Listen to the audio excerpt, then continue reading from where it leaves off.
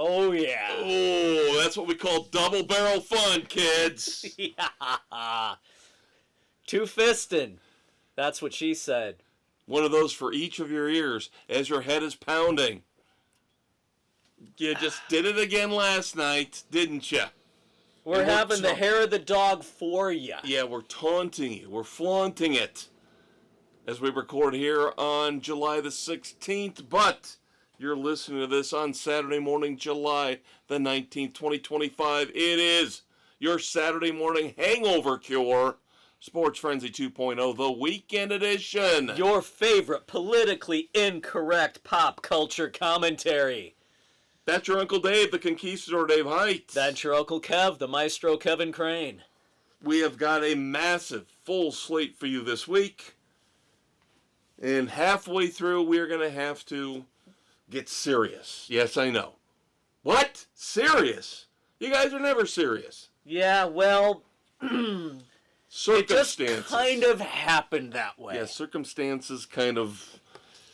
You'll understand when we get there. But for now, let's have some fun, because we start off, as always, each and every Saturday morning with... music, because it's all about the rock and roll.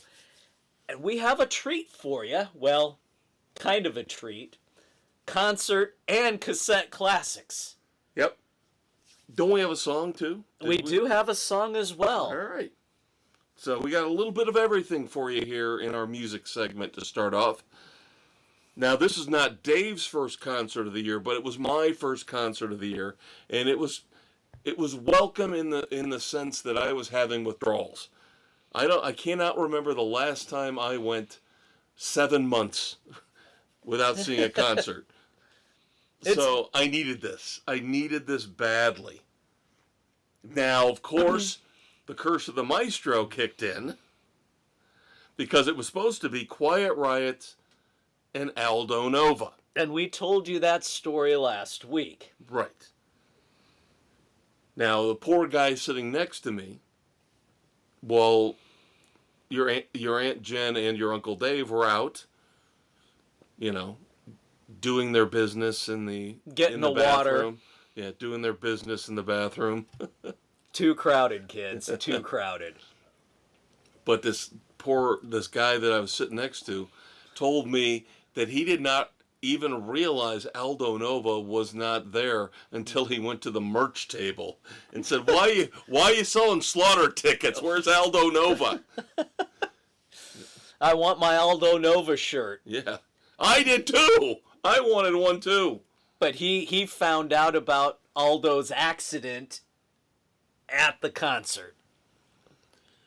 Tough break. So we get Slaughter and Quiet Riot on Friday night, July the 11th, 2025, at the Honeywell Center in Wabash, Indiana. Gorgeous venue. Love the Honeywell Center. Except for one major flaw, at least for this concert. They did not have enough speakers, and the speakers were not aimed up towards the balcony where we were, which means the sound quality sucked. We could barely hear the singer, whether it was Mark Slaughter, whether it was a singer for Quiet Riot, throughout the entire night. Slaughter played for about an hour. Quiet Riot played for about an hour and 10 minutes. Could barely hear anything.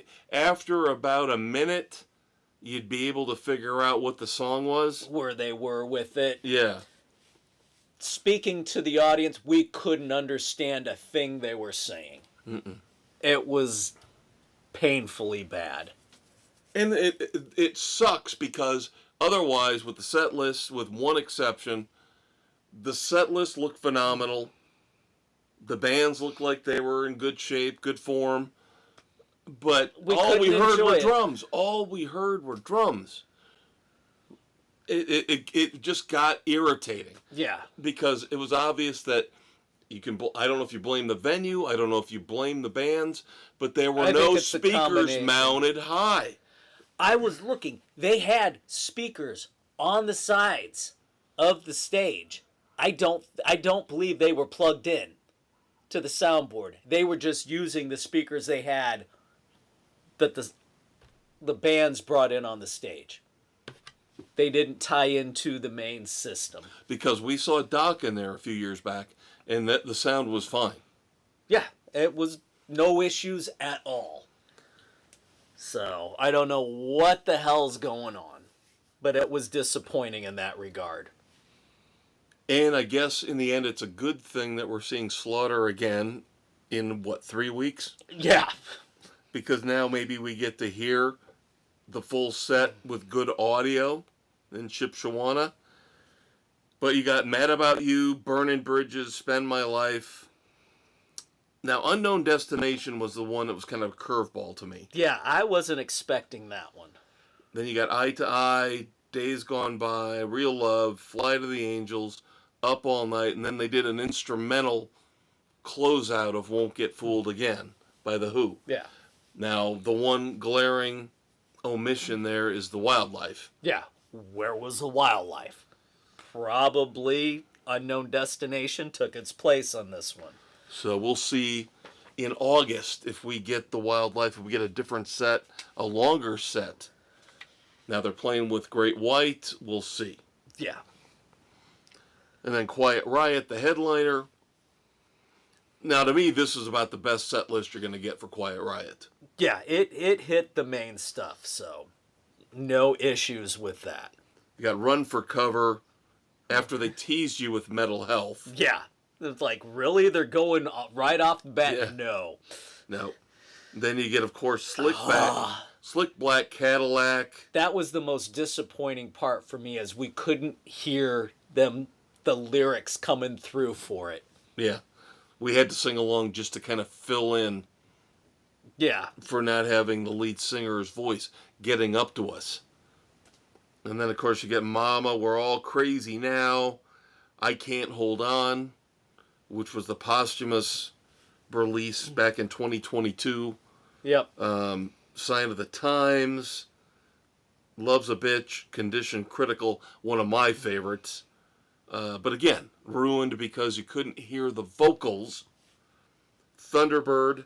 Which they did a nice dedication to all the past members. Yeah. Randy Rhoads, Kevin DuBrow, Frankie Banali.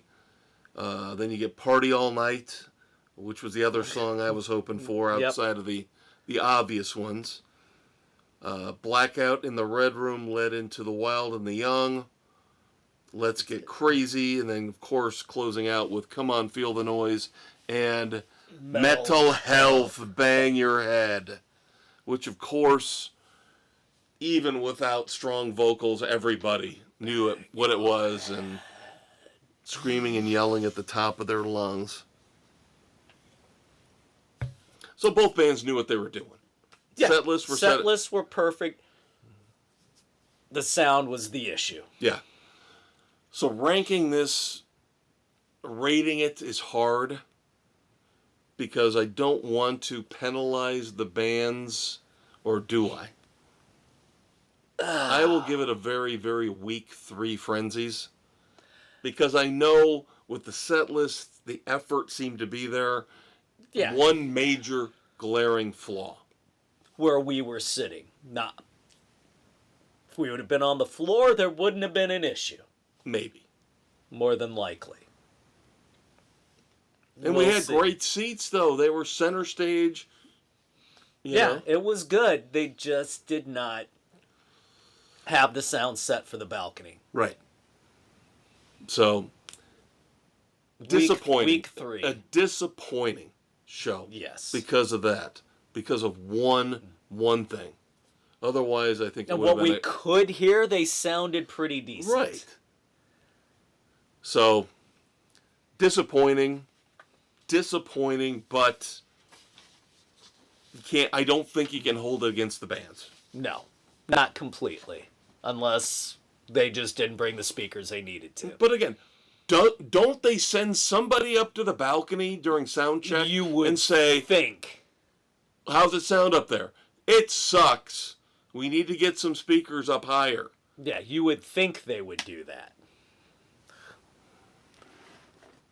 All right, so that will take us to Cassette Classics.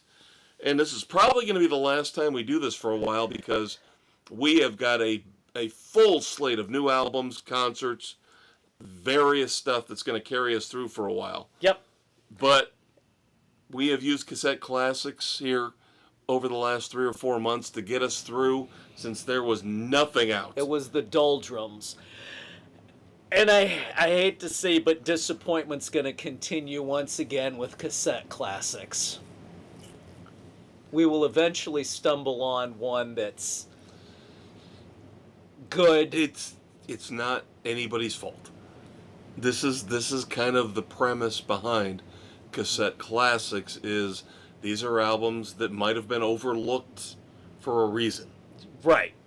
And this is White Lion's first album, Fight to Survive. Which fits perfectly into our mission statement for what we're trying to do with Cassette Classics. Yes, trying to survive through no new music. So this came out in 1985. Now, we just did the original, which had the 10 songs, Right. did not do the bonus 7 bonus track Live one tracks, re-release yeah, no. crap. No. No. Now, the background here on this is that... Okay, just bear with me, kids. Elektra Records, when White Lion brought this to them, said, here's our debut album, Elektra Records refused to release this. And And we they know dumped why. the band. This was back in 84, and then Yeah. in 85, a small label called Grand Slam Records released Fight to Survive, and it did crack the Billboard Top 200. Yep, they had 2 singles released off of it, Broken Heart and El Salvador, neither of which charted. And again, And there's a this reason. fits the mission statement for what we're trying to do. That being said, I know this was your choice, and again, this... Because I heard, it fit the bill. Right. White Line had... Right. So I don't want you to get mad at me when I say this was one of the worst albums I've ever listened to in my life. Oh, thank God. I'm right there with you. Literally one of this the was 3 worst awful. albums. And now I understand why Elektra looked at them and said, said, you expect "Goodbye." us to put this shit out? Yeah, no. A lot of it sounded the same.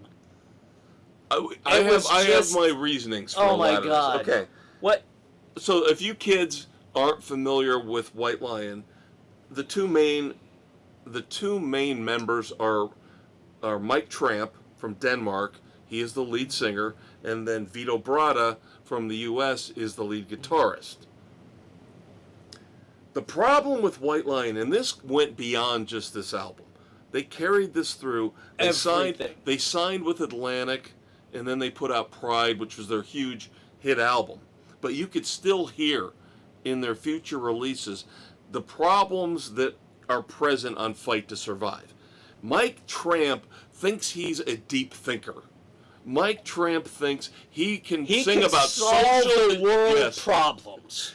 social issues, war, everything. One of their big hits, what was it, off of, was their 3rd album? Little Fighter, No. When the Children Cry. that was the second album. That was 2nd album. Yeah, but Little Fighter was another one that tried to reach too far with the politics and everything. Yeah. And you got the beginnings here with Cherokee and El Salvador. And All the Fallen Men. All the Fallen Men. 3 Oh my God. heavy-handed songs with terrible lyrics, trying to be, thoughtful. These are our thoughtful moments. Mm-hmm. Especially Cherokee, because of course Europe. Oh my God. Europe had a song by the same name.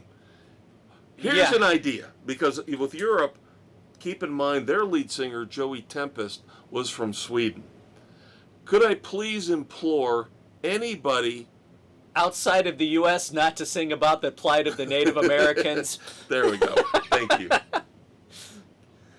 Now, Europe's Cherokee was better. It was catchier. But still, too much. We don't want our 80s hair metal here's the one song.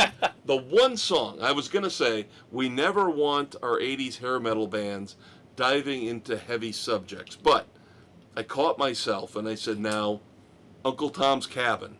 That Went into some dark areas, and that is an amazing song by Warrant. But it's so hard to pull off that I just wish they wouldn't try to get into the heavy material. There's very few that can pull that off. But yeah, you've got Cherokee, All the Fallen Men. Here's the thing. I looked at two songs, All the Fallen Men, and then the closer, Road to Valhalla. Oh my god, that fucking song sucked ass badly. Those two songs, here's what I wrote down. This sounds like Iron Maiden if you took that entire band and cut their balls off. Right? Oh my god. Those two songs have the whole Iron Maiden vibe to them and what they're trying to do with Vikings and war. But they're so toothless. Miserably. They're so toothless. It's ridiculous. Oh. Yeah, you get the little run in the middle with Fight to Survive, Where Do We Run, and In the City that are just generic hair metal. Yeah. And I don't even know what Kid of a Thousand Faces is about. that was just... Really? What? I tried to read the lyrics for some of these songs. You can't. And it didn't make any sense. No, they're nonsensical. And I'm sorry, going back to Cherokee, what the fuck was that weird laser noise partway through it? Yeah, it had the weird laser noise. Yeah, I remember that. Yep. Honestly, the only song on the album was the Broken Heart. I was like, that sounds like White Lion. That's White Lion. That's your 80s. That's your classic 80s ballad. That was the only song where I'm like, that's the only okay, one worthwhile. we're starting off with kind of a classic White Lion vibe here. And then it just went down the toilet. Apart. Oh my God. I'm sorry. It's an awful album. Awful album. All Burn in Hell had something there but that again, was not I read developed. the lyrics. It was I generic. turned the lyrics on with Spotify and I'm like, what was the like, hell is this song about? We don't know. Yeah, back to back, All Burn in Hell and Kid of a Thousand Faces. What the I'm fuck? looking at the lyrics. And they're nonsensical. Oh my God. Yeah. It's just blather. It's nothing. There's no connection. There's no narrative. There's nothing here. It's just, what can I rhyme with this? Yeah. A bad first album. Week one frenzy. Yeah, it's brutal. I'll give them half for Broken Heart and half for the effort. and there's some good guitar work in there. In the City has some. There's Vito some Bratta's guitar stuff in work is there, good. but it's just awful. I can't give it any more than week one. It's just so. Ugh. And I was worried I was going to piss you off because. Oh like, no! This was Dave's choice, and I'm like, I hate this. This sucked. And it was a great choice. Bad. This is exactly what we're trying to do. But it's a terrible album. It's a terrible album. It made Enough's Enough Strength look like freaking Van Halen's debut album. God. And we hated Strength. Oh God, did we ever? Oh, this is a new low. Yeah, this is bad. This is bad. This is worse than. Well, I don't know. You're on your off week. Your last off week is when I reviewed the new Doobie Brothers album. That looks like Led Zeppelin 4 compared to this. Yeah, Hanoi Rocks that we did was better than this. Well, that was a decent album. I didn't have a problem with that album. But what will happen is down the road, we'll revisit cassette classics. Find something that's actually going to hit. The good news is that now we've got so much content coming up with new albums, concerts, even biographies on HBO Max. We'll talk about that in a little bit. Yep, we got some stuff down the line. And of course, we'll always have new songs. So we'll probably stay away from cassette classics for a couple months. They're going to go back on the... go back on the shelf for a little while. They're going to go in that little long plastic container, and we're going to just shove them shove it under the car seat, the passenger seat in the car. All right, so that leads us to our song review for the week. The new song from Mammoth. The Spell. Love this song This so was much. very good. Wolfie has found something here with these first two songs. Wolfie's lyrics are really good. These first two songs, this one along with the end, much better than the second album. Now, Yes. I love the lead-off song, Another Celebration at the End of the World, but that was by far and away the best song on that album. Yeah, it kind of trailed off after that one, but so far, the end and the spell, right out of the gate, this is shaping up to be a fantastic album. Yes. He understands now, I've got to have a hook. I have got to have a hook when I'm writing a song. It doesn't matter if I've got the killer guitar and the band is tight behind me, although the band is The him. band is... Although, in the some of the videos, he does give his touring band credit, and he brings them on. But, yeah. I would like it. I would like to hear a recording with his touring band recording with him instead of him doing everything and melding the tracks together. And then they come in and they rehearse for a tour. Yeah. Right. No, just bring them in and just lay it out with them. He got it from his father. He's a control freak. He's a control freak. And he's never going to change.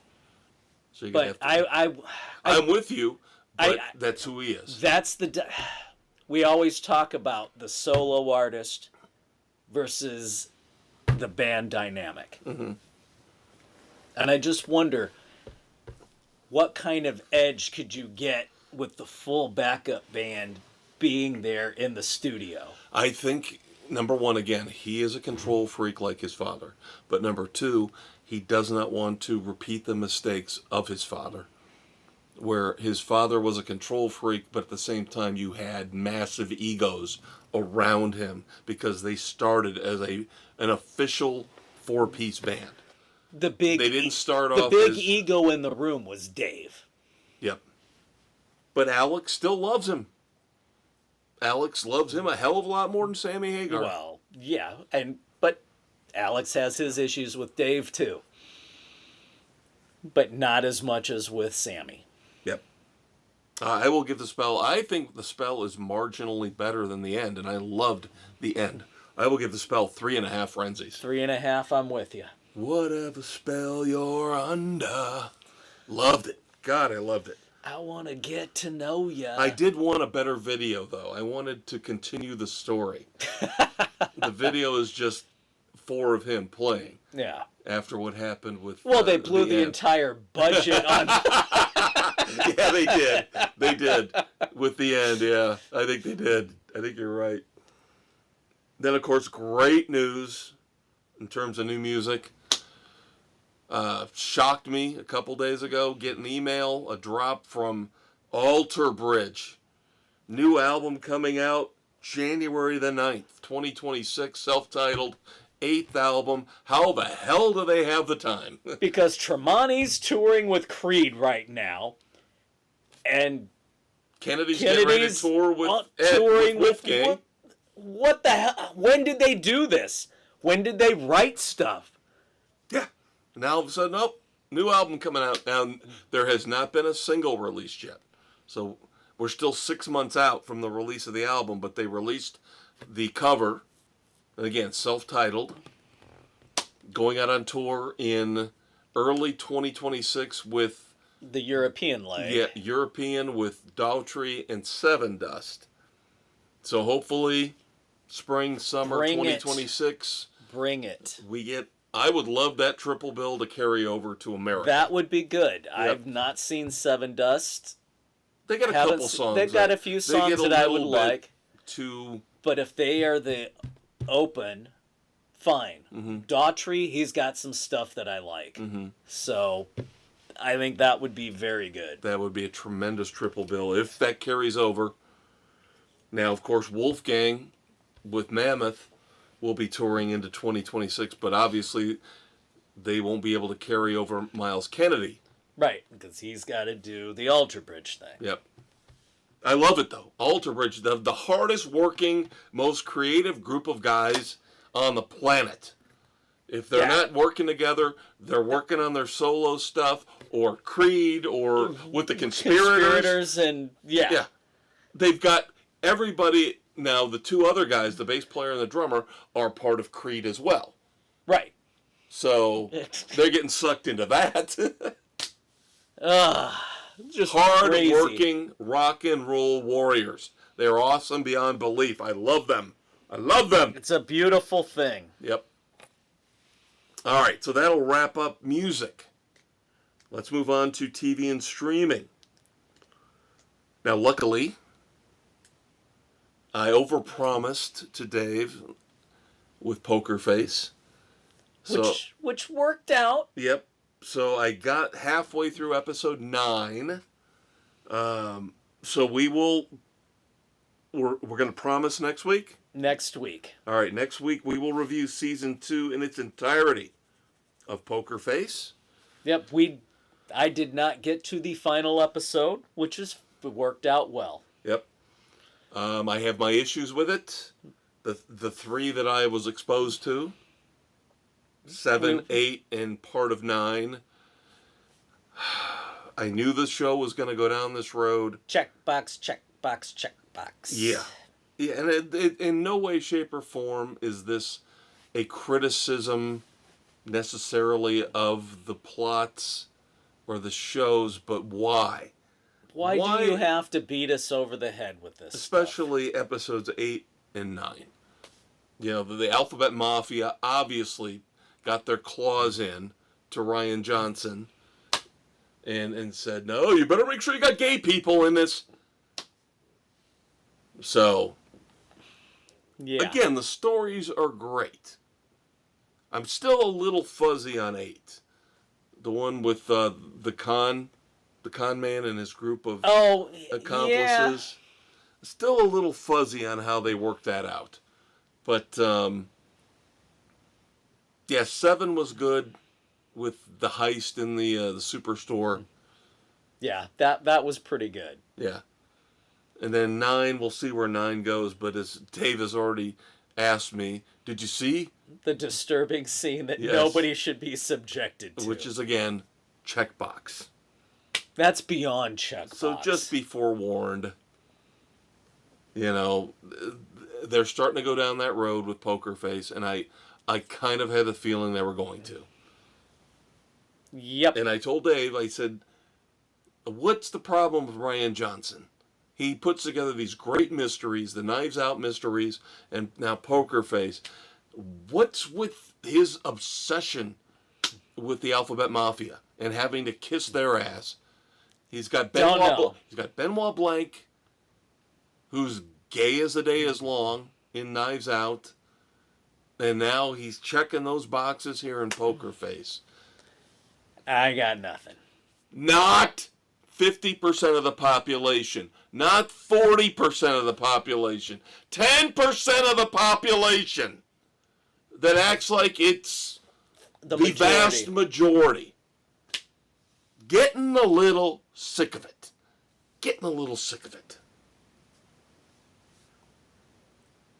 All right, Resident Alien. Did you catch up? Yep. This last one. Damn. That was heavy. Yeah, it was a little bit heavier than normal. This is season 4, episode 6. Yeah, still very good. Yep, I enjoyed it very much. Things for Darcy, it needed the serious piece to it. Darcy needed to go down the road she went down. Yes, she needed to. It all worked out in the end, but she needed to do what she needed to hit rock bottom. Yeah. Yep. Because I think she's a phenomenal character. I think the actress who plays her is brilliant. All the acting is great. This is a great cast. Yeah. So we'll see where we still got, what, at least 5 or 6 more to go? Yeah. Unless they short us again, or they split it. I don't think they're doing that. It doesn't have that vibe. But, yeah. Son of a bitch! No swearing. No. You reminded me of the scene that just made me roll on the floor laughing. Is when he's in front of the tribunal. Yeah. The housing authority. Yeah. And The make a note that the subject pointed to his penis. No, my penis is down here. And then sometimes over here. And then sometimes when I run. We can't do it This justice. is my heart. Please note that the human penis is in the heart. We visually can't do it justice. But Alan Tudyk's so good.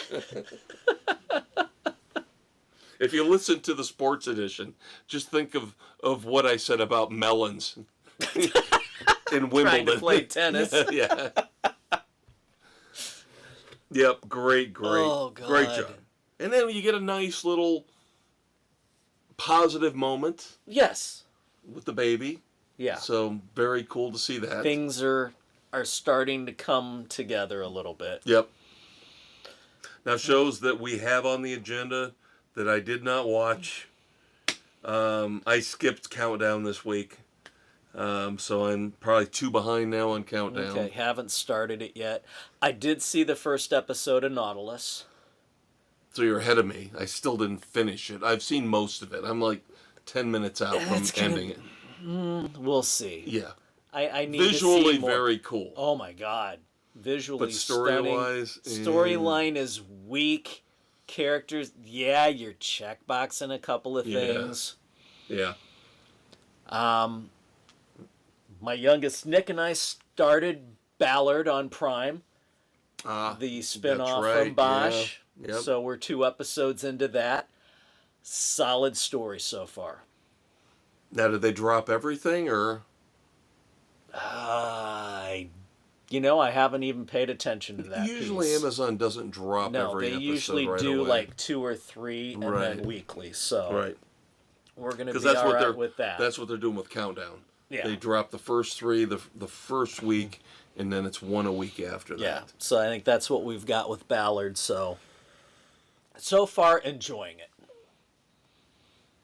And yes, Harry makes an appearance in episode 2, as is right and just, because the whole Ballard series, Bosch is an integral part. Right. And then, of course, Titus Welliver's got to feel like an idiot because he thought he was going to get brought in on the Equalizer spinoff. That got canceled before it even got started. Yeah, so now he's like, what am I supposed to do? Well, you're still Harry Bosch and Ballard, and that you're a key part of it, so. And then I have not started Squid Game Season 3 yet. Haven't started the 2. And then I did watch the first 2 episodes of Season 17 of It's Always Sunny in Philadelphia. And it's living exactly up to what we would always say about it. One good, one bad, one good. It starts out bad with it's Abbott Elementary, the second crossover. Yeah. This is like the quid pro quo where they say, okay, you guys did Abbott Elementary for us, now we're going to do It's Always Sunny for you. The second one is where the season truly starts, where Frank is in a coma.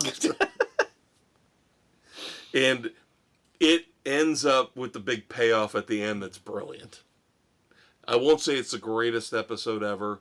It's not chock full of belly laughs, but there are funny moments, and then the end is brilliant. Absolutely brilliant. So, yep. We'll see it. I always watch this. It's 25 minutes.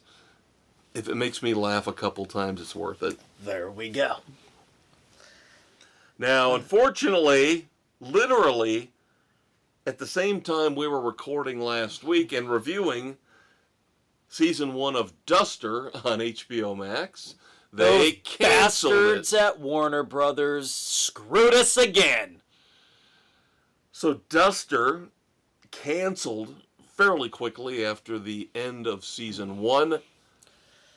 No reason given. It didn't make enough of an impression. Whatever.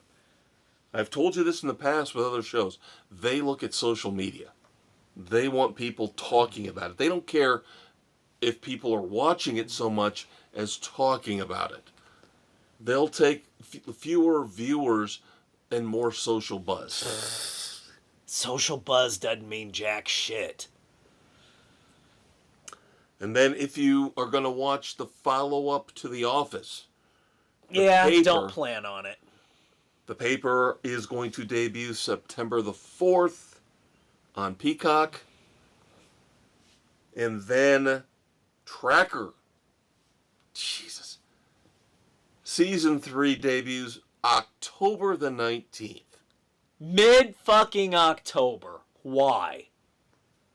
Back in the old days, it would start the week after Labor Day. This is a way so they give you fewer episodes. Morons. So we will see where Coulter Shaw takes us in season 3, but we have to wait, yes, till almost Halloween, basically. All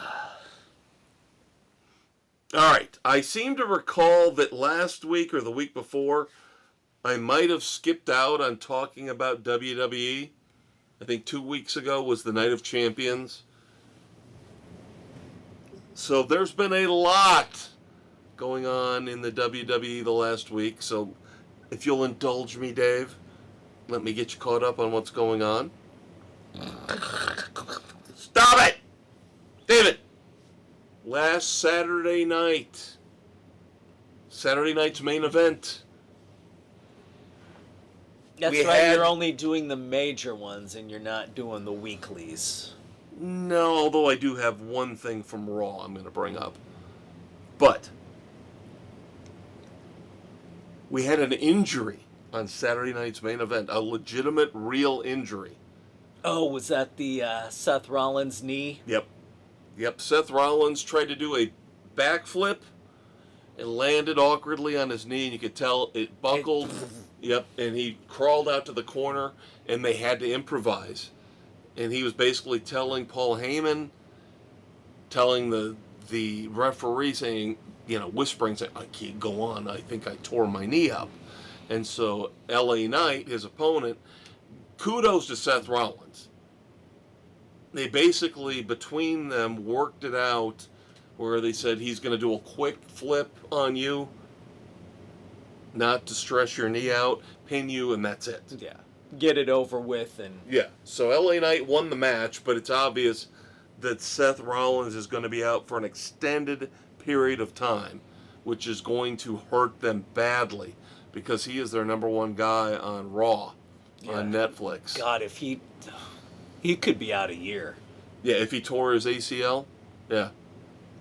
And the thing is, he's got the Money in the Bank contract, too. Ooh. And they interviewed Paul Heyman later on, and he said even if he hurt his knee, he's still got 10 months to cash in. So he's not giving up the briefcase. But they found a way. Oh, and of course, I would be remiss if I didn't mention also on Saturday night's main event, the final match ever for Goldberg, as Gunther beat him. But then on Raw Monday night, because everybody's going, oh my God, Seth Rollins, Netflix not going to be happy. They're 6 months into this mammoth deal they signed with WWE, and now the number one guy is gone. Well, guess who came back on Raw Monday night? Your favorite. The Tribal Chief, baby. Roman Reigns is back. Loser boy. Worst champion ever. The only reason Dave says that is because he does not wrestle. He wrestles, what, once a year? He's busy right now. He's in Street Fighter. Whatever. He's filming Street Fighter. What was his excuse for the last 4 years? COVID. COVID. Yeah. So the tribal chief has come back to take the place of Seth Rollins. Will he be there weekly? That's what we're going to find out. I don't know. But now they're setting up the card for SummerSlam. For the first time ever, SummerSlam in early August will be a 2-night affair. This I hate. I hate CM Punk. I hate CM Punk with a passion. Yet he got the title shot. So at SummerSlam, CM Punk will fight Gunther. And of course that means that Cody Rhodes is going to fight John Cena for the other belt. Yay. That's about the most piss-poor, pathetic matchup I could think of. Why'd you bring Roman Reigns back and you're not going to have him fight for the belt at SummerSlam? What the hell, man? He's got to earn his way back in and actually show up on a regular basis. Stop it. Stop it. He shows up number one automatically. Number one contender the minute he shows up. He is street clothes of the WWE. And then, of course, Sunday night, you had Saturday night's main event, and then Sunday night was the historic return of Evolution, the all-female premium live event. Every match, woman. So you had a little lady-on-lady action. Dave, why does your mind have to go there? Although, I'll tell you what, Stephanie Vaquer, very attractive. Brand new, just been in for a couple months, came up from NXT. So they're breaking her in? Very attractive. Very attractive. And of course, I love my Rhea Ripley as well. But Naomi cashed in her Money in the Bank briefcase during the Io Sky Rhea Ripley match for the title. She cashed in, pinned, won. So Naomi is now your women's world champion. That's about it. That's what I got for you. Okay. Now we have to, well, let's discuss a couple other things in movies before we get to our disclaimer. And then we'll do our movie reviews and we'll do our book review. Trailers, number one, 2 big trailers dropped here this week, at least for our purposes. The first trailer, the first full trailer for Stranger Things, Season 5 dropped. Now, I don't know if you can really tell a lot from it, other than the return of Vecna. Yep, it's going to be mass chaos. How dare they deface the tombstone of my man? I know, that was... Eddie Munson, how dare you? The coolest character ever in Stranger Things. And they deface his tombstone. I better see some reparations and repercussions for this. Unacceptable. Otherwise, it's same old, same old. You know, they're riding bikes. You know, noses bleeding. Everybody looks beat to fuck. Yep. And then, of course, the great and the glorious full trailer for the return of King of the Hill. Oh, God, that's going to be good. They did the right thing.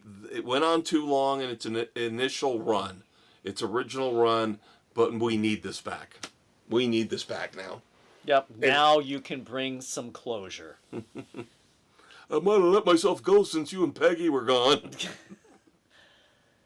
Bobby, you there? It sounds like you're eating something. I'm just watching episode 9 of season 2 of Poker Face, Mom. Was that Poker Face or Sit on My Face? And then this news just broke today. I'm going to be very interested to see what you say about this. Amazon MGM Studios announced The movie Tough Guys. Oh God, is this a remake? No, no, it is not. But it's very interesting in how this all works out in the grand scheme of things, how everything... Let me recall... Because wasn't Tough Guys... No, you're with... overthinking it. I'm just... with Kirk Douglas. Okay, let me put it to you this way. Yeah, I know what you're thinking of. No. Think of the two most recent movies that have the word guys in the title. One of them is one of the greatest movies ever made. Nice Guys. Who starred in that? Russell Crowe and Ryan Gosling. Okay. There was a movie from about 15 years ago. I didn't think it was particularly funny. But it did very, very well. A lot better than The Nice Guys. Called The Other Guys. Remember that one? Yeah. So, Tough Guys will feature the first ever on-screen team-up of Ryan Gosling and Will Ferrell. This could be an unmitigated disaster or the greatest movie ever made. God. Oh. Right? Am I right? Yes. It's going to go one way or the other. There's no in-between on this. Yeah, one way or the other on this one. Now, why couldn't Tough Guys be a sequel to The Nice Guys? I know. Everybody has been screaming for a sequel to The Nice Guys. It didn't do well enough at the box. It's become a huge hit. Office. It's become a huge hit. It's Crowe and Gosling. The chemistry between them was brilliant. I'm with you. I'm with you. And by the way, once again, if you have never seen The Nice Guys, shame on you. Get out there now and watch it. It is one of the greatest, if not the greatest movie of the last 15 years. So much fun. All right, now we have to do our disclaimer as we move into our movie reviews and then into our book review. We did not do this on purpose. We did not know the full premise behind Drop when we set this up. And, of course, our book review from our favorite author, my favorite author, I don't want to presume. Yes. James Lee Burke did not do a RoboShow book this time around, did not do a Cleet Purcell book. He went back to the Holland family, and he went in a vastly different direction. Yes, instead of focusing on Hackberry, he focused on Hackberry's daughter, Bessie. So the disclaimer we're going to give you for the next 20-25 minutes of our reviews is that we're going to be discussing dark violence against women. And again, we did not plan this. This just happened to turn out this way. So for one of the few times ever, you will have to accept us humbly saying nobody condones violence against women. In any We just way, happen shape, or to form. watch a group or watch and read a group of books and movies that featured some very disturbing things when it comes to women. So we'll start off with Drop, which just recently premiered on Peacock. And it looked intriguing. Didn't do a great box office here domestically. I think made 17, 18 million at the box office. But it looked like an old school thriller. Yeah, who's in the vein of Cellular, the phone booth, who's trying to get somebody to do something that they don't want to do. Right, with threat of harm to their family. Yeah. Now, I am not familiar with this airdrop technology. I didn't know it existed, so that was new to me. Yeah.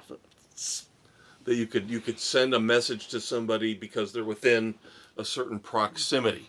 Yeah. Even if you don't have their contact information. Right, you can, phones pop up and you can Right.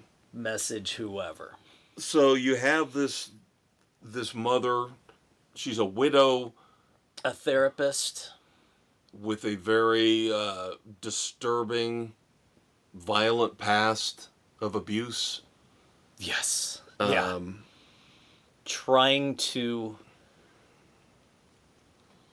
get her life back on track. Trying to find some happiness for herself. Right. Right. So she decides to go on a date with a guy she's been talking to online. Her sister. Through phone, they finally decide to go on their first date. After, right. Her what, sister, 3 months? Right. Yeah. She took it very slowly. Her sister decides to come over, watch her son, her sister's son, her nephew. Yeah. And so they go on this date. A very fancy, very ritzy, high-rise restaurant in Chicago. And then the quote-unquote fun begins. Because then you get this airdrop thing going where she starts getting messaged in the middle of the date. And like you said, Yep. you need to start doing this or your son will die. Yep. You accept this. Check your video footage, your home security footage. Right. Because you're ignoring me. Ramp it up. So she goes through, sees her sister getting her son ready for bed, and there's a masked gunman entering the house in the living room. Right. While they're upstairs. And at first she gets her blind. No, it's not a blind date. I'm sorry. There is a blind date involved. Yes. But she knows this guy. Again, they've been talking online. She knows what he looks like. And he's got something going on that is affecting the whole situation. Yeah. And she ropes him in, says, I'm getting these weird drops. And he walks around the restaurant trying to see the signal strength. Right. Could it be anybody outside of the immediate restaurant? Could it be somebody in the lobby? And he says, no, it's got to be somebody here in the restaurant or the bar area. And then she's immediately told, you don't talk to him about this anymore. And now you will start doing what I tell you to do. Because it turns out there's a big conspiracy going on. Involving her date.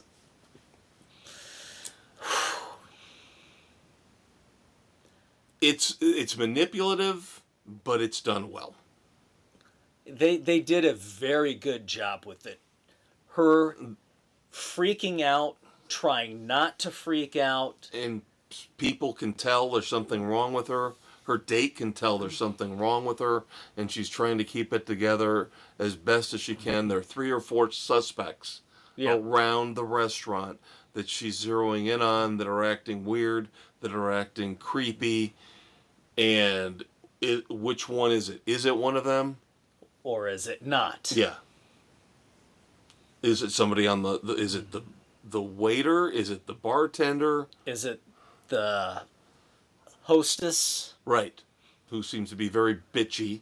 Or is it some dude who's just hanging out there? Right. So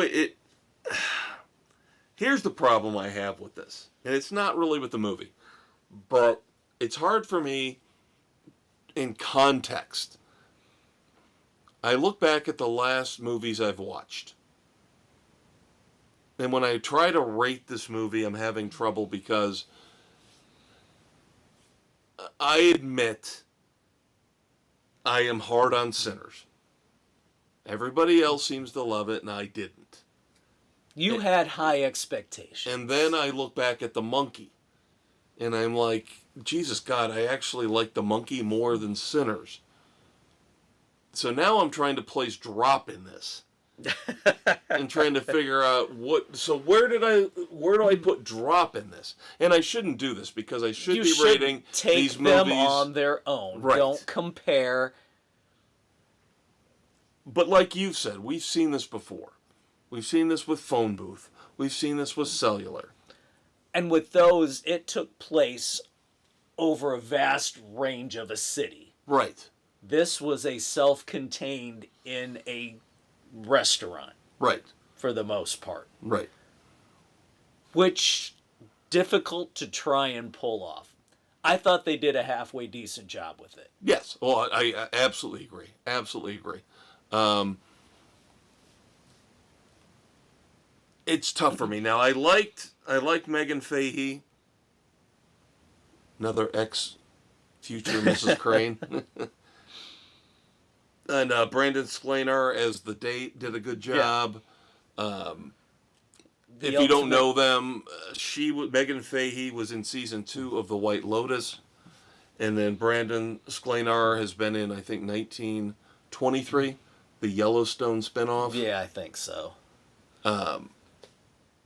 They both do a really good job. You want them to get together. They seem like they're meant for each other. They've got there's chemistry there with the characters. But again, all the things she's being manipulated into doing are definitely working against that. Yes. For me, the issue I had, how the hell did she get back to her home before the police got there? That's a good point. That was my biggest knock, the biggest issue I had. That's a good point. That's a good point. I know they wanted... I had problems. I know they wanted to bring her backstory full circle. Right. And for again, resolution. It involves extreme violence against women. Yeah.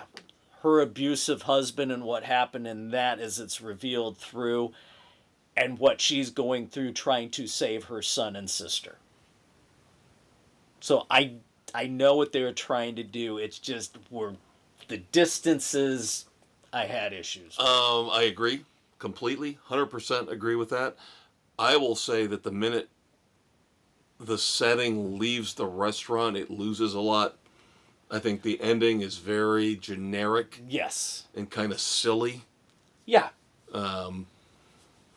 When it's in the restaurant, and that's you're dealing with how she's got to figure out how to not do what this creep says.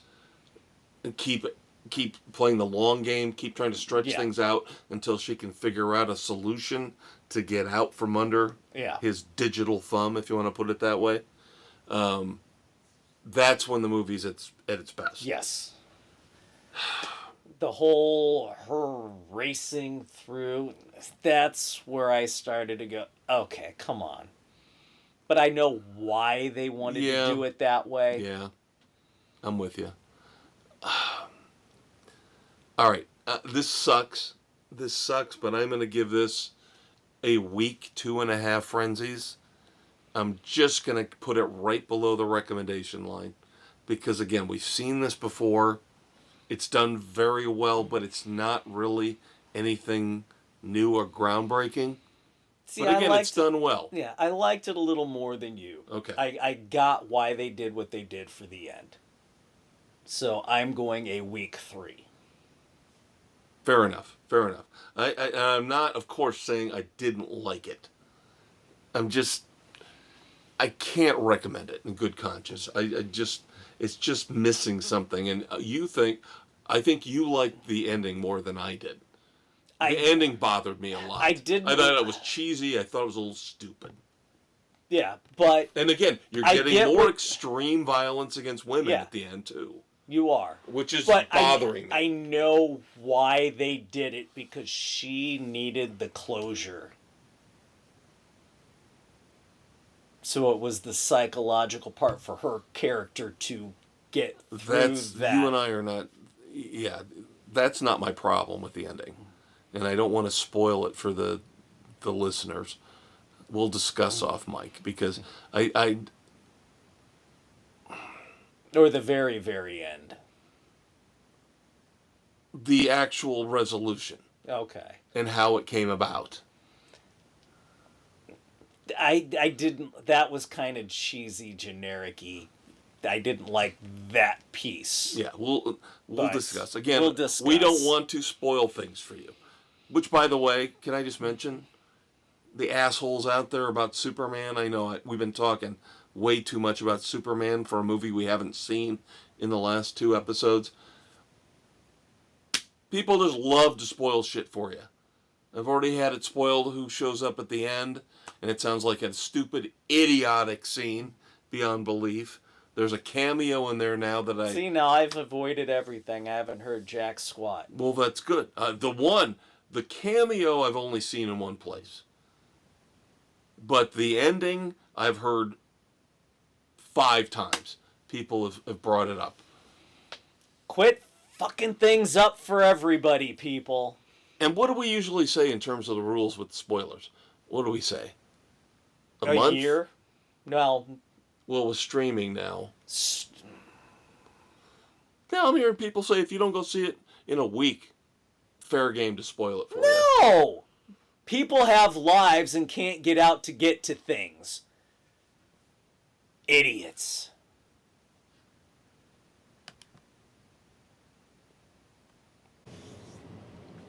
Unfortunately, the violence doesn't stop when we get to my bonus movie review. Now, this one, at least, the violence is everybody. It's not just women, it's women and men and whoever might get in the way of the killer in a violent nature. Now, there are times when I wonder, why am I drawn to these slasher movies? And it's been like this since I was a teenager. Going all the way back to Friday the 13th. It's human nature to want to be scared. Yeah, and the best of these movies do that. In a Violent Nature is not the best of the movies. In a Violent Nature, there's nothing scary about this. This is pure exploitation. Now, it's not the worst I've ever seen. Eli Roth's Hostel was just so disgusting to me. That will always stick as one of the worst horror movies, slasher movies, killer movies I've ever seen. In a Violent Nature is just pretty much dumb. I watched it on Hulu a few nights ago. It tries to be an homage to the old 70s and early 80s slasher movies. It's got the same kind of grainy... The stuff we grew up with. Right, the same grainy film look as Texas Chainsaw Massacre. And then it's got the storyline that's oh so similar to Friday the 13th. But literally, you could summarize the story, the plot, on one side of a cocktail napkin. You know, you get a kid sitting around a campfire that explains everything in about a minute and a half.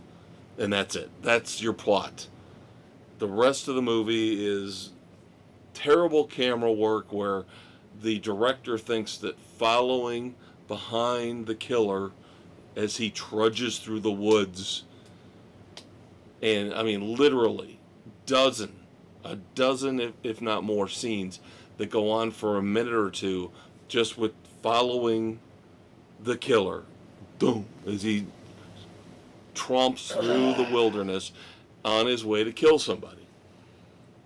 And of course there is no rhyme and reason because he's just the mindless killing machine. Lazy filmmaking. Yeah.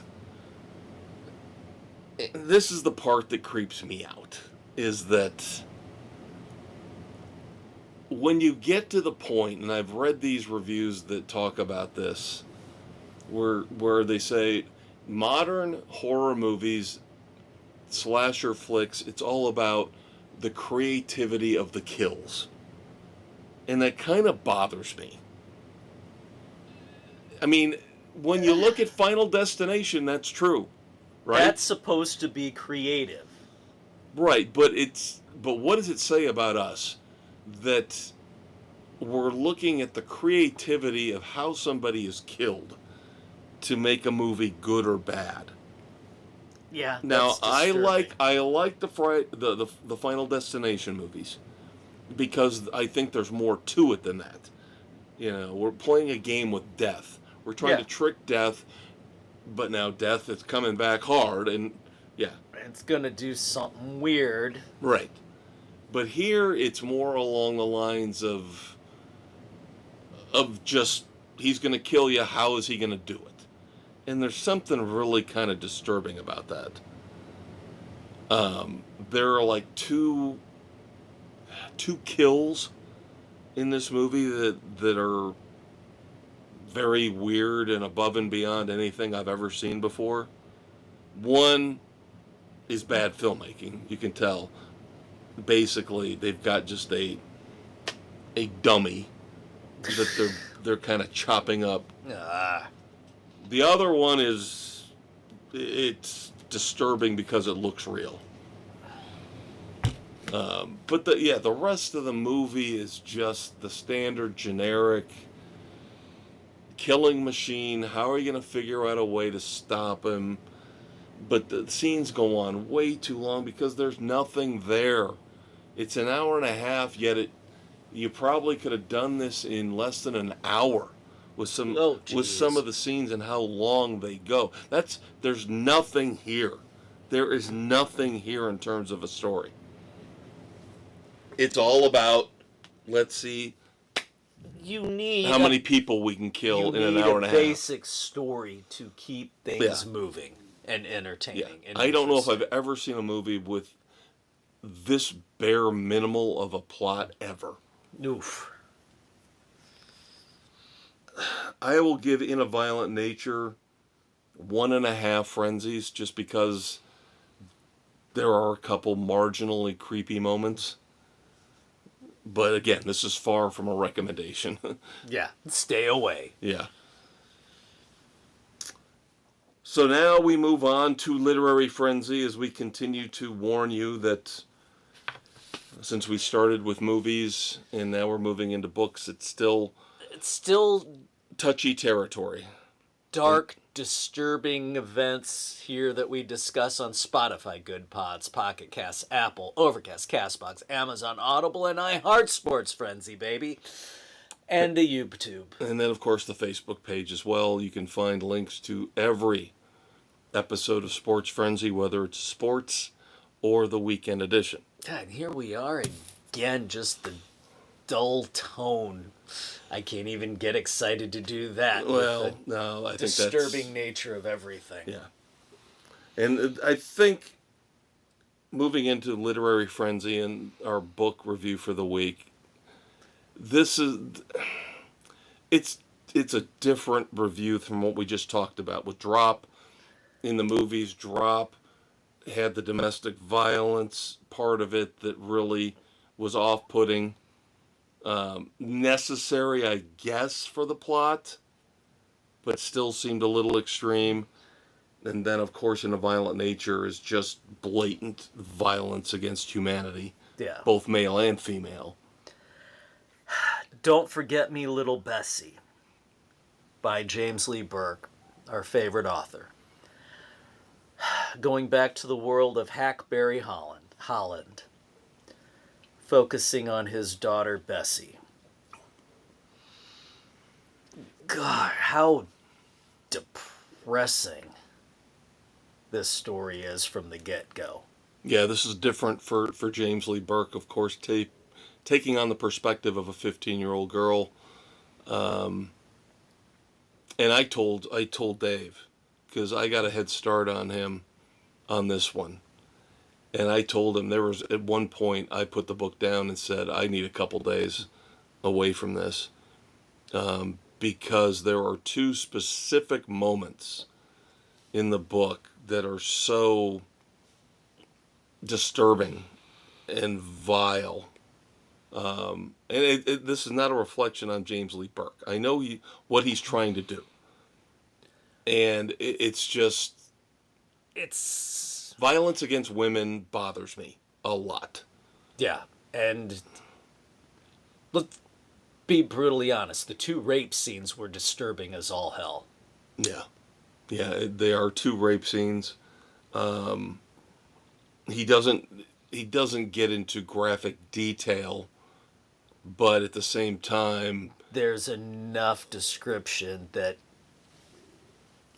it's they're very troublesome. disturbing. They bother you a lot. Now, Burke is such a good writer that he does end up making this a tale of redemption and strength for Bessie.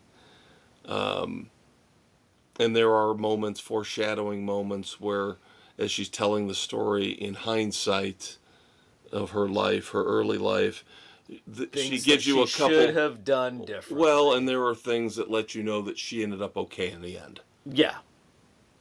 Just little hints, little glimpses of here's what I did years later, here's what happened years later, where you Where go, okay, she's we at least know okay. she's going to make it through all of this Yeah. in one piece, hopefully. But yeah, after the second assault is when I had to put the book down. I was like, Jesus God. Damn, you went there. Yeah. Now, in the end, does everybody get their comeuppance? Maybe.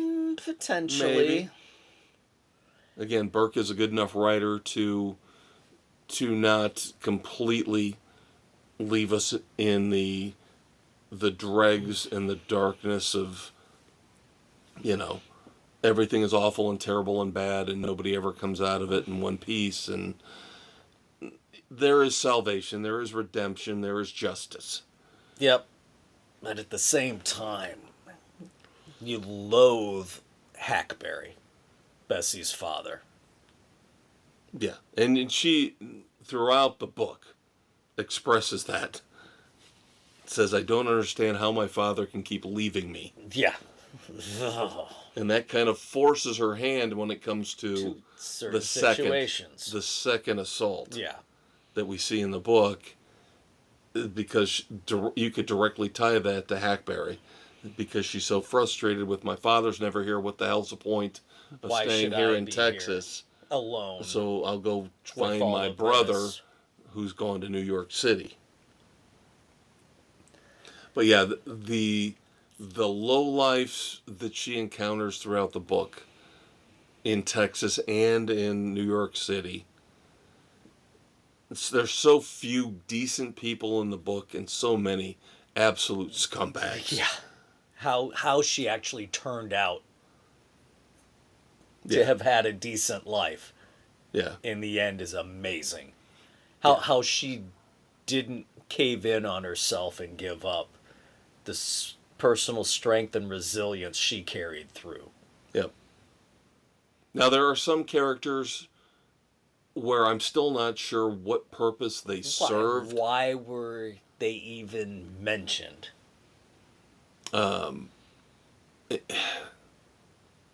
This is more about a young woman's struggle to survive without, as you mentioned, without the support of her family. She's reaching out, she's trying every chance she can to find somebody to connect with. Now she has a guardian angel of sorts.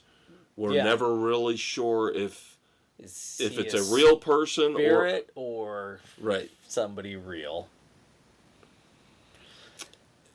But the other people in her life, for the most part, maybe with the exception of Jared Cohen, who comes in later on in the book, The one true decent person, human being, and yeah, who doesn't take advantage of her, who actually tries to help her. It does, right? And even though she ends up being attracted to him, doesn't end up finalizing that connection. Yeah. But everybody else, the sheriff, the people who work for the oil company, the neighbors, I mean, they're all scum. They're all scumbags. It's hard to find anybody worthwhile in here. Yeah. Now, in the end, that's typical of James Lee Burke. Right. You're not going to... His tales are not happy tales. No. And this has a typical James Lee Burke ending. It does. Despite the fact that it involves Bessie and Hackberry, and it doesn't have Dave Robichaux and Cleet Purcell, it's pretty similar to an ending you would expect from a Robichaux book. Yeah. where you've got a resolution and then everybody just moves on and Yeah, a violent, action-packed resolution. yes. Did you read his acknowledgments at the Yes, end? always read the acknowledgement. Always read the You acknowledgments. kind of wonder if the Holland family tales aren't his family tales. Autobiographical. Yeah. You've mentioned that before, yeah. I always wonder about that as well. He loves to use Alifair, the name Alifair, which of course is the name of his one daughter. Of his daughters. Yeah. So you do wonder about that, yeah. And just the way Bessie writes about her son and the story she tells him and how he writes things down. Yeah, if that's not James Lee Burke Yeah. and his mother. Yeah. No, I completely agree with you on that. Completely agree with you on that. And that's what makes him the in my humble opinion, and I think yours as well, the greatest current author we've got. Yeah. Even with a book like this, which isn't his best, I know he thinks it is. He thought this was his best novel to date. I don't know if I'd go that far. Which really leads me to believe that this was a personal family tale for him, getting it out there. Yeah. It's not the worst Holland family novel, I will say that. But it's not up there with his Civil War novels. It's not up there with his Robichaux novels. No, I just haven't. I don't know. The darkness. This very might well be done. this might be his most depressing book by far. Yeah, hands down. But you get through it. It's worth getting through. As I mentioned, I had to stop at one point because it was getting too depressing. I'll give it a solid 3 frenzies. Usually, if I give a book less than 3, that means I don't think it was worth reading. Yeah, no, this is a solid 3. Yeah. Normally, Burke's were higher, Right. but just for the content, I can't. It's so bleak. It is so bleak. On top of the violence towards women, it just in general, it is so bleak. Yeah, it's. And depressing. you literally at times want to reach through the pages and strangle some of these people. Whether it's the sheriff is just unbelievably He's a vile, despicable. vile piece of human. The one refuse. scene, we've already talked about the 2 sexual assaults, but what could be even worse is the one scene where he's trying to frame her for murder. Yeah. And how he treats her. And I'm like, isn't there one fucking halfway decent human being there? Because there's other officers around. Yeah. One guy half-heartedly tries to stop it. Yeah. And I'm like, Jesus Christ, could you guys Seriously, actually come sack on. up and be decent human beings for once in your life, seeing what he's doing to her? Yeah. Just. Nah. And that's kind of the way the whole theme book goes. throughout the whole thing. Yeah. Yep. It's about the darkness in the souls of people, and it does not paint a good picture in terms of the is humanity good, is humanity bad. Burke tends to, in this book, say thumbs down. Yep. Thumbs down. And the way they treat Human Minnie beings suck. and Snowball and yeah. And Ms. Banks and. Yeah. Yep. It's even Bessie's not completely innocent. Oh no, she's got her issues too. The one scene where she goes at it with Bertha. Bertha. Yeah, that's on Bessie. That's her unleashing some kind of deep, dark hatred. That's the pent up frustration against her father. But she's taking it out on the wrong person. But she's taking it out on the wrong. Yes. Yeah. And again, we have read all the books. So we're judging this based on the totality of his catalog. If you people have never read James Lee Burke, get any of his books and start right now. So good. Yeah, either start from the beginning with the Neon Rain, with the Robichaux series, or read the 2 Civil War books, White Doves at Morning, Flags on the Bayou. If you want to read the Holland books, I would say stay away from those until you've read the other ones, but it's up to you. Yeah, get a feel for his writing style. Right. Yes, but he is not Mr. Happy-Go-Lucky. No. Most of his books are extremely pessimistic, and it's about survival more than it is about propping up the human spirit. All right, with that being said, did we tell the kids what we're going to do next week? I don't think we did. No, we did not. Next week on the Weekend Edition, in music, we will review the new Styx album. Circling from Above. Yes, and it is not, from what I've read, a Bird concept album. Yes, so thank God for that. Then we will also review the new starting, well, right now you guys can watch it. As we record on the 16th, it's not out yet. It hits on the 18th. 2-part documentary on HBO Max concerning Billy Joel. And So It Goes. We'll have that for you next week in music as well. And our featured movie review will be The Amateur from Rami Malek, using his brain, his wits, not his strength or his brawn, to exact revenge for, I believe, the death of his wife, right? Yes, I love a good revenge flick. Yep, and that one scene from the previews where he breaks that ridiculous pool. Yeah, I can't wait to see that. That's eye candy, man. That is eye candy. That looked awesome. But I do like Rami Malek, so we've got that for you. Eventually, we're going to get around to Looney Tunes, the day the Earth blew up. And I will start next week giving you my review of Season 3 of Star Trek Strange New World. So we do have one moment of silence leading into books again.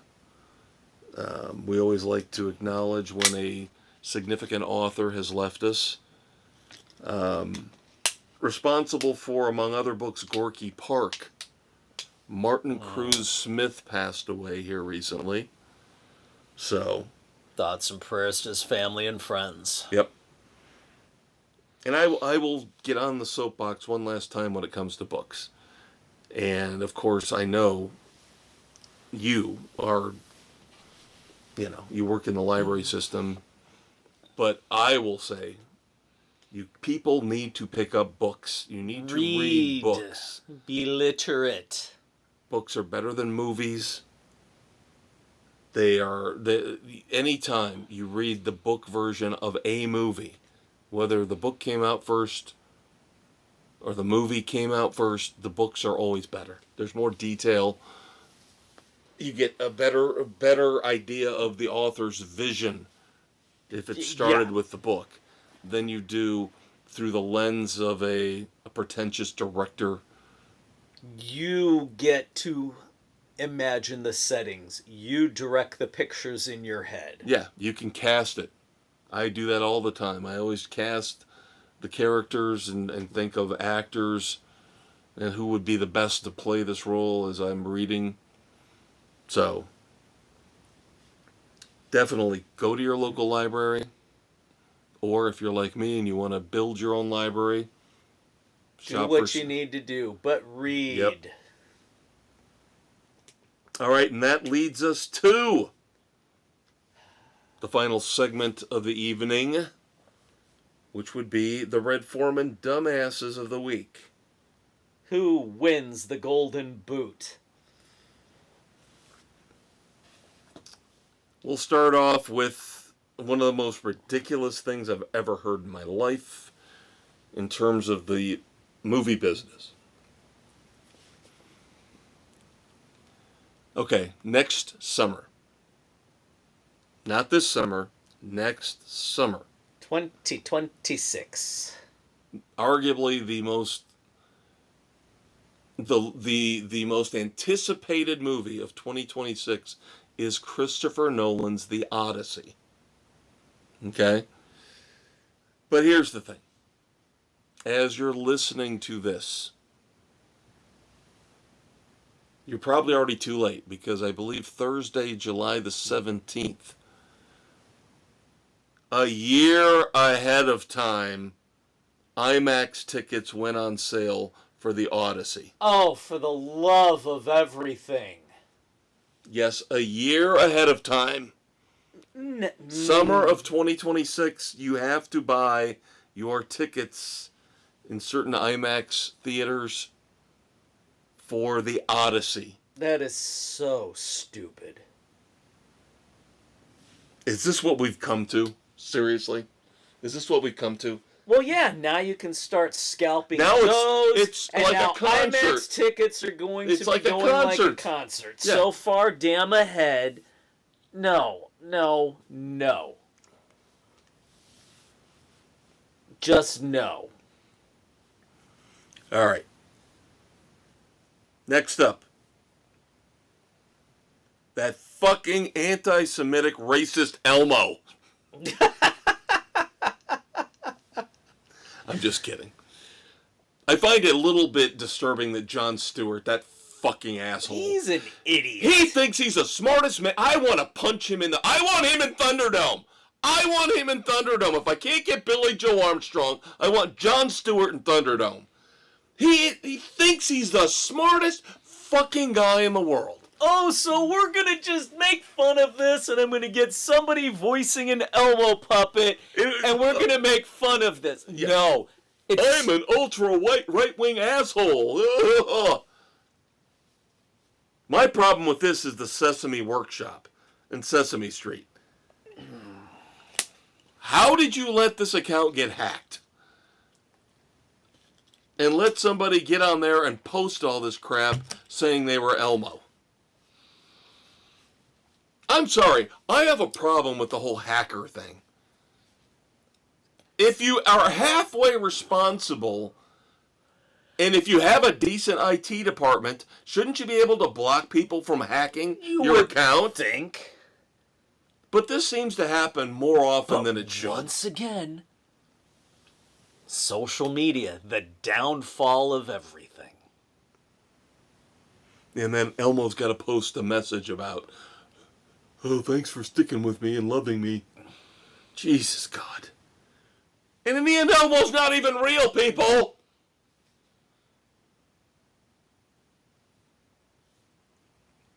All right, I was going to do this on the sports edition, but this works both ways. So I moved it over to the weekend edition because we were a little light here.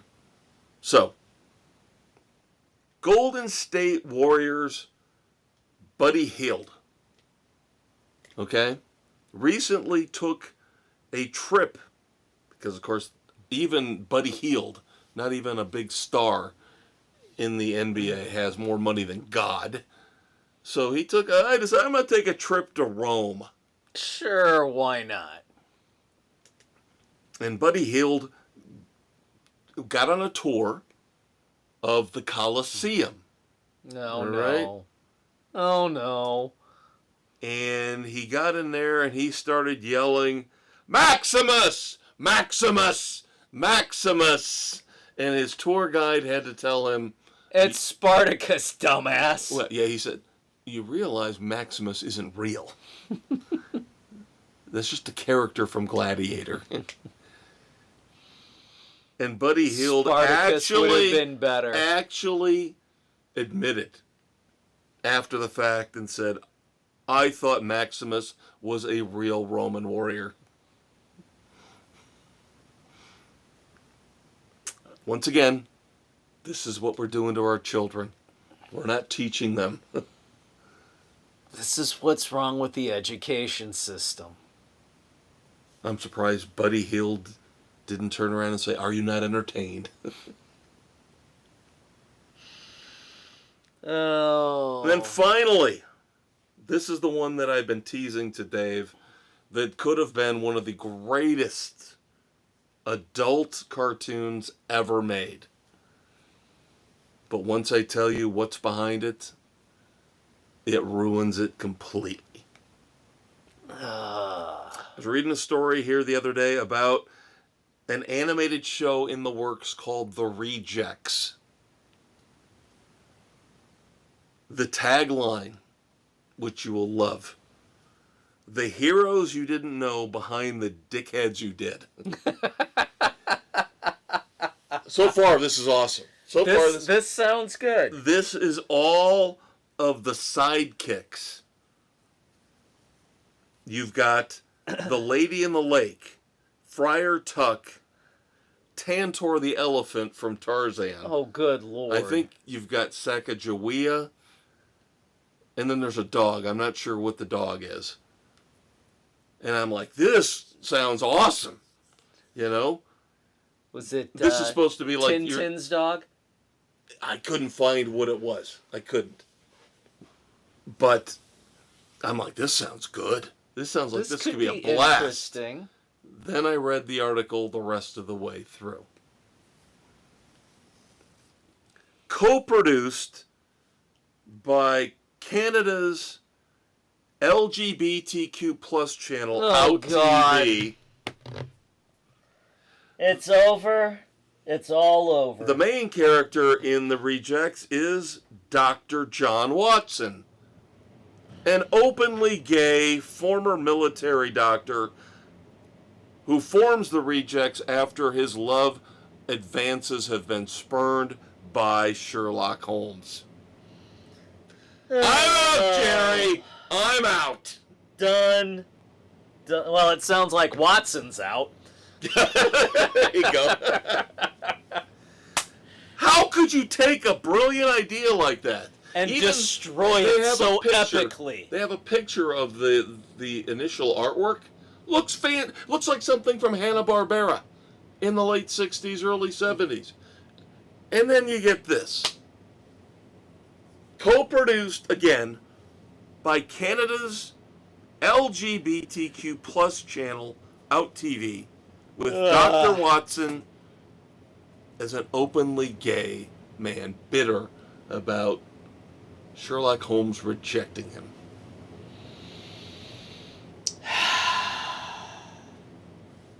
So there you go. Is it putting the Odyssey tickets on sale a year ahead of time? Is it Buddy Heald thinking Gladiator was real? Is it Elmo and the people that hacked his X account? Or is it this pathetic, could have been awesome, but pathetic animated show called The Rejects? The Rejects. Boy, I can't go against that. It literally looked like it was going to be one of the greatest animated shows of the last 20 years. Hammering shit over your head, changing a character entirely for your own nefarious fucking purposes. I know. Yeah. I'm tempted to go with the whole Odyssey year ahead of time thing. I wanted to do that so bad. But, yeah.